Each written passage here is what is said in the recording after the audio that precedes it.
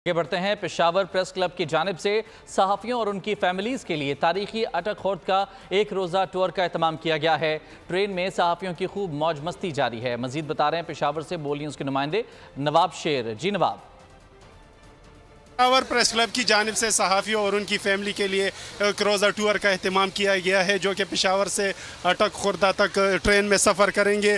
फिर सहाफ़ियों से बात करेंगे। जी, सहाफ़ी जो है वो सारा दिन ख़बरों में बिज़ी रहते हैं और एक दिन टूर का अहतमाम पेशावर प्रेस क्लब की जानिब से किया गया है। क्या कहेंगे? जब इस तरह का मौका मिल जाए तो फिर जब हम नाम कहते हैं कि नाम लिखवाएं तो फिर बेशुमार हमारे पास नाम आते हैं, फिर हमें उनमें से कुरंदाजी करनी पड़ती है।